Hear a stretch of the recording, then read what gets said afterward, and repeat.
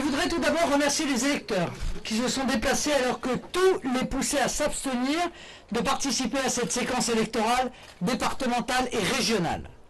Une absence totale d'information, une organisation désastreuse et erratique des scrutins par le ministère de l'Intérieur, la sortie d'un interminable confinement, un désenchantement à l'égard des élections intermédiaires. Que le civisme et la lucidité des électeurs du RN qui ont apporté leur voix à nos candidats soient loués.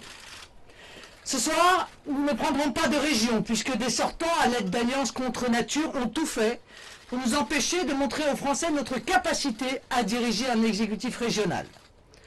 La progression très importante entre les deux tours en PACA, qui reste tout de même insuffisante pour offrir la victoire, démontre que la mobilisation est la clé des victoires à venir. Nos nombreux élus ce soir défendront partout les intérêts des habitants avec un mot d'ordre, vous protéger.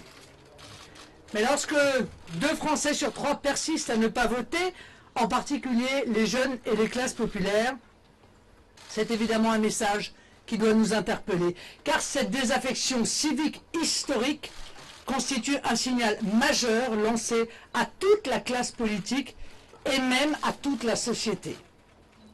Nous vivons une crise profonde de la démocratie locale qui nécessite un travail de réflexion collectif.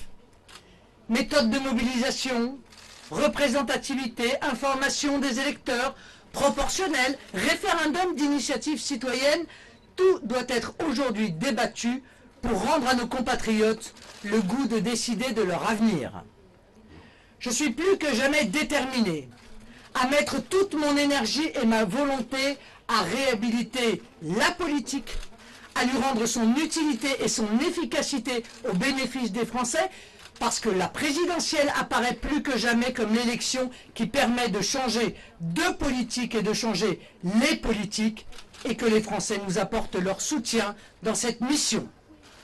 Je donne rendez-vous aux Français dès demain pour construire tous ensemble l'alternance dont la France a besoin.